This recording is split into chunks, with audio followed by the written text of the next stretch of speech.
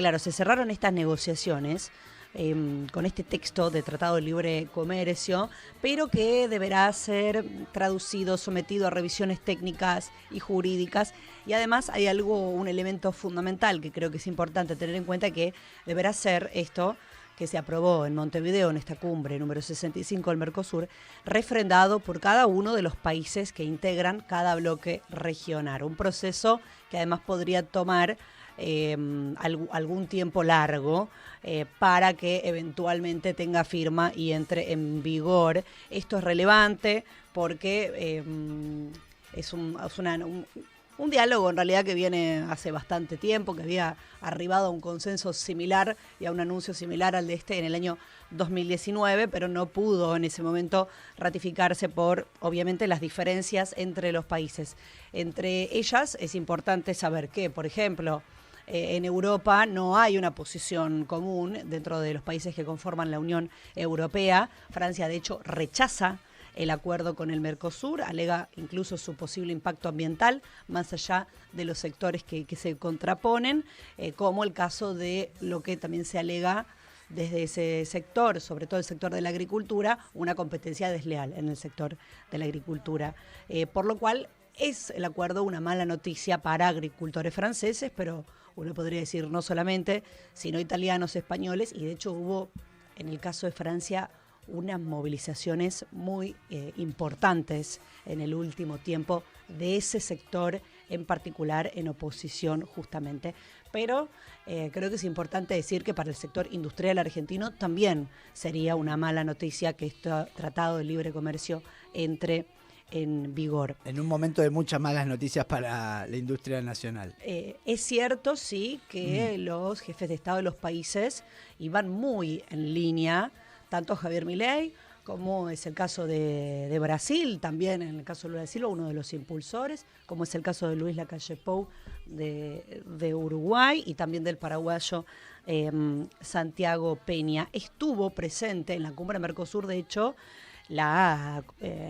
por la Comisión Europea, Ursula von der Leyen, también, bueno, muy interesada en el caso de ella de avanzar sobre esto, aunque evidentemente con el tramo de desacuerdo de algunos países que integran el bloque que ella vino aquí a Montevideo a representar. Entonces es importante conocer que falta ese proceso incluso eventual de aprobación de los parlamentos, y que hay que decir que, por ejemplo, en el caso de Francia, dijo que el acuerdo es inaceptable y el francés Emmanuel Macron lo rechazó por completo. Realmente, podríamos decir, esta semana dialogaba con un periodista francés y me decía, es la muerte del sector de la agricultura en ese caso, y son elementos que es importante tener en cuenta para las lecturas justamente internacionales en este caso, más allá de que obviamente otros países sí lo aprueban y consideran que les vendría muy bien. Ustedes saben que estuvieron los mandatarios del Mercosur en esta cumbre en Montevideo, el mandatario de la Argentina, el de Brasil, el de Paraguay y el de Uruguay, que además es su última cumbre, porque ya ingresa a la presidencia de Uruguay Yamandu Orsi, que de hecho estuvo también en esta cumbre, una suerte de presentación en sociedad del uruguayo que acompañó al actual presidente, a Luis Lacalle Pou, Yamandu Orsi por el Frente Amplio, por la fuerza opositora que va a gobernar Uruguay por haber ganado el balotaje último. Y además fue la primera vez de la participación de Bolivia como miembro pleno. Bolivia ingresó en julio al Mercosur, efectivamente, así que participó como miembro pleno, y también participó Panamá en su incorporación como un estado asociado al Mercosur, otro de los elementos de esta cumbre del Mercosur que tuvo lugar entre jueves y el día viernes, además, obviamente, de los titulares que se ha llevado el Tratado de Libre Comercio refrendado entre Mercosur y Unión Europea, y entre los debates incluso la flexibilización eventuales de normas dentro del Mercosur para permitir que sus miembros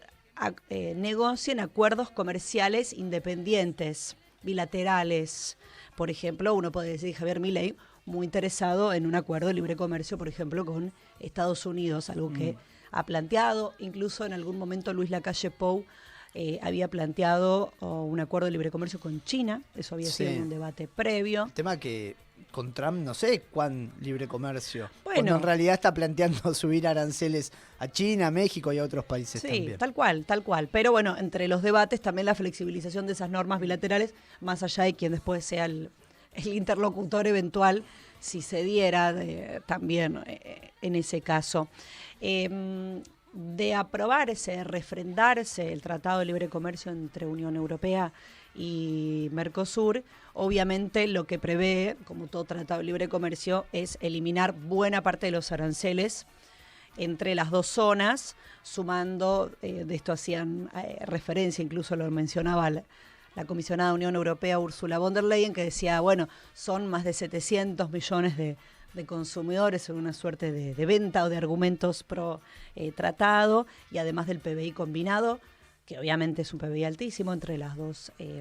regiones, implica muchos billones de dólares,